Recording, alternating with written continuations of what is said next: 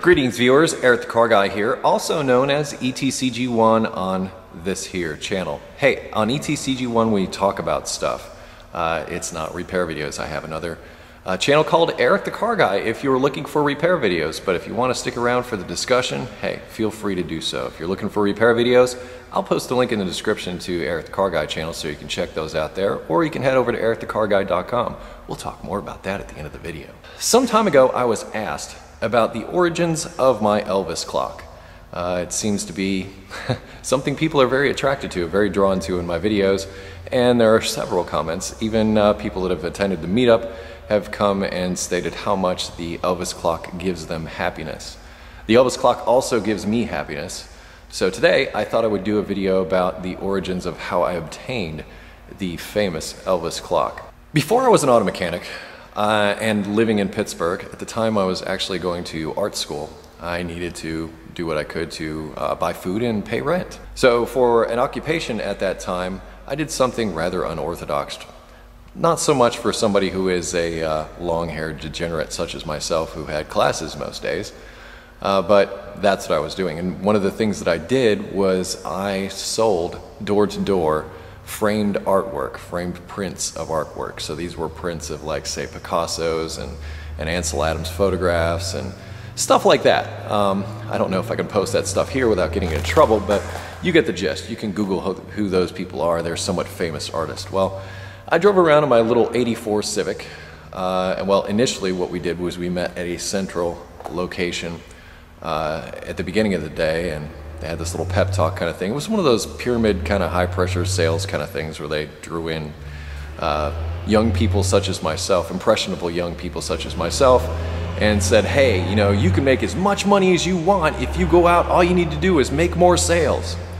Well, the truth of the matter is every time I made a sale, I put a little bit of money in my pocket, a little bit more money in the pocket of the guy that was running that show, and a little bit more money than that in the pocket of the guy that was running the whole deal.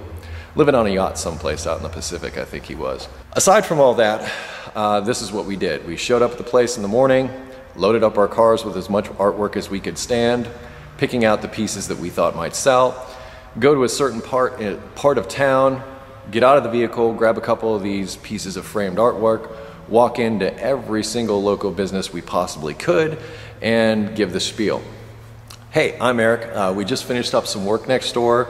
We had a couple of these pieces that are left over. The whole time I'm laying out all the artwork in front of everybody. And my boss asked me to come over here and just let you guys know that rather than bringing these back, we would love to offer these to you at a reduced cost, so that you could maybe use them here or take them home or whatever you like if you like them. Here, take a look. And they sold for, you know, like $10, $15 a piece, $25 I think on some of them, depending upon what it was. And this is what I did. I went from one place to the next. What they would do from time to time with this business is they would take you outside of your town. I would drive to all different parts of Pittsburgh, which is where I was living at the time, and do this. But we had occasion, for whatever reason, to travel to Buffalo, which was familiar territory to me because I had also lived there for some time. So we traveled up to Buffalo to do one of these stints, and I was doing the door-to-door thing, and I walked into this store.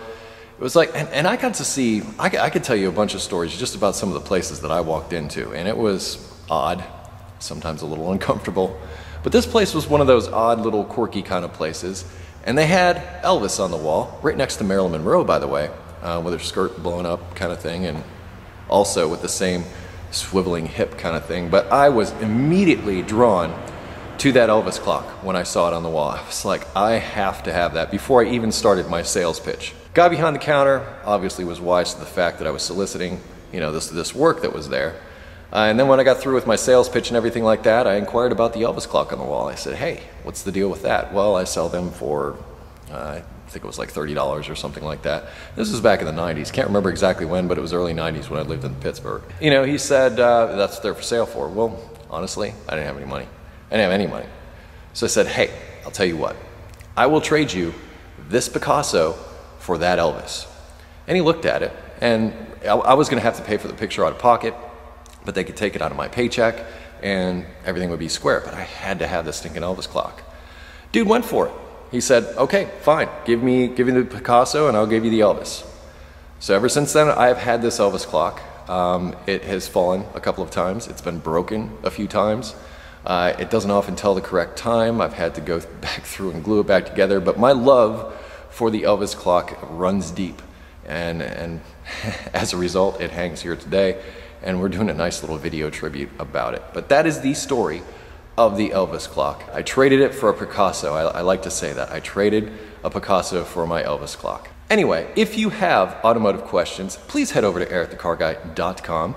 Check out our categories over underneath my hand. These categories consist of the most popular questions that you have asked me over the years, and I've done write-ups on all of those different instances. Things like noises, electrical problems, transmission problems, engine problems, a whole host of things. They're all categorized and sorted out in such a way to where it's easier for you to find that information. Give that a try, and you know what? If you don't find an answer there right away, you can actually type in a few keywords into our search function that you'll find at the top of that page. You can also type in check engine light codes and get answers there. But that comes through our massive database and comes up with any information that might relate to your query. And if that still isn't enough, feel free to sign up for our forum. It's absolutely free. All you need is an email address. Just be sure to respond to the confirmation email that should end up in your inbox.